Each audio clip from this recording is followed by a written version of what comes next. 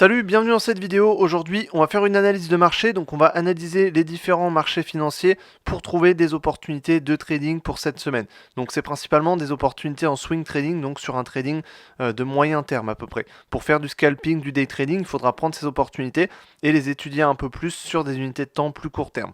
Donc là, on va plutôt parler de swing trading. C'est ce que je fais la plupart du temps et c'est ce qui me rapporte le plus. Donc, actuellement, on va commencer sur le pétrole. Alors, sur le pétrole, ça avait pas mal chuté la semaine dernière.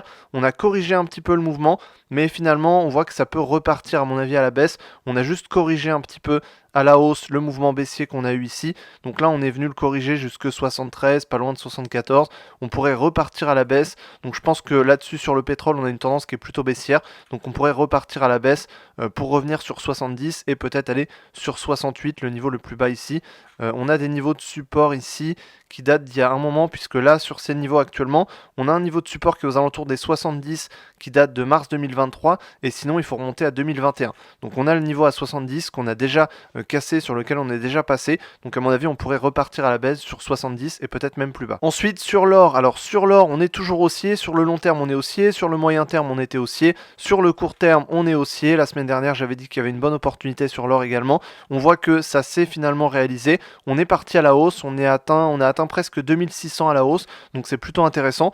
Maintenant on a eu un mouvement ici qui était assez fort, assez vif, donc un mouvement rapide. On pourrait corriger ce mouvement pour revenir sur 2550 par exemple, pour ensuite repartir à la hausse. Donc on pourrait d'abord corriger ce mouvement et ensuite repartir à la hausse. On voit que ça a stagné pendant pas mal de temps aux alentours de 2500 à peu près, donc ça a stagné sur ce niveau-là, et là on a une hausse qui est partie assez rapidement, donc là c'est plutôt intéressant. On a des bonnes opportunités à l'achat sur l'or, on a une bonne configuration à l'achat je trouve, donc là on pourrait corriger un peu plus pour ensuite repartir à la hausse, donc toujours haussier sur l'or. Si on regarde ensuite sur les crypto-monnaies, alors bon, le Bitcoin, ça n'a pas trop bougé.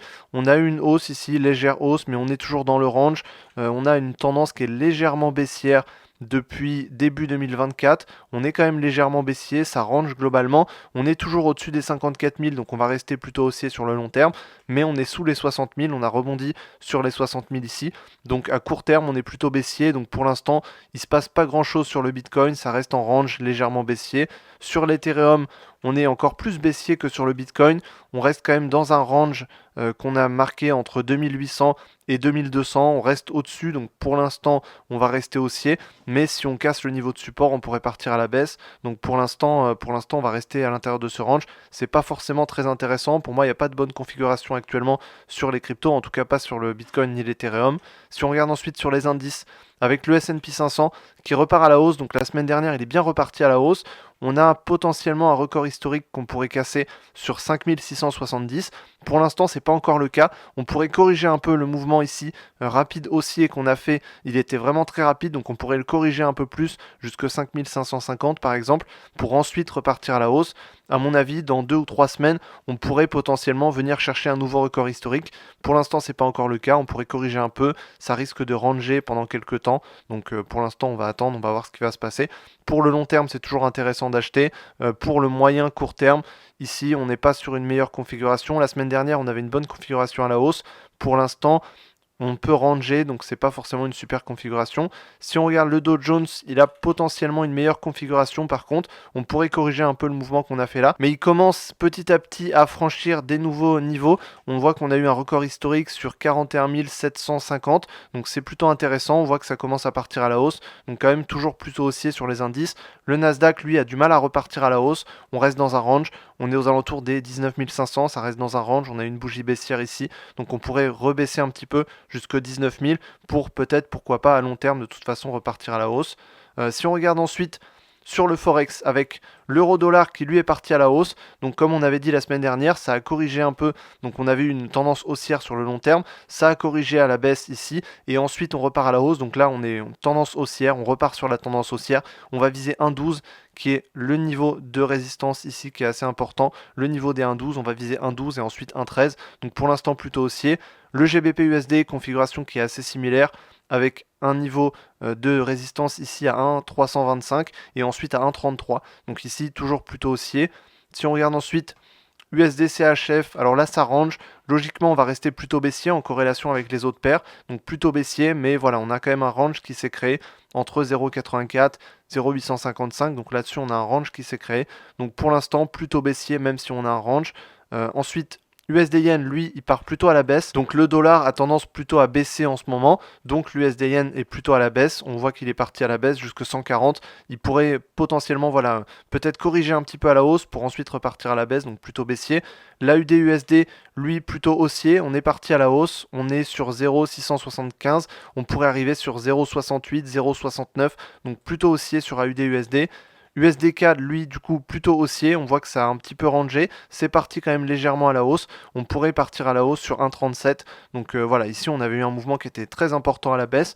On voit qu'on est en train de repartir à la hausse. Donc potentiellement, il peut rattraper son retard sur l'indice du dollar. Donc il pourrait repartir à la hausse sur 1,37. Et ensuite, si on regarde l'indice du dollar, ça s'explique parce que ça part à la baisse. Donc ici, on voit qu'on est parti à la baisse. On est revenu sur le niveau des 100. Donc le niveau des 100, c'est un niveau de support important sur l'indice du dollar.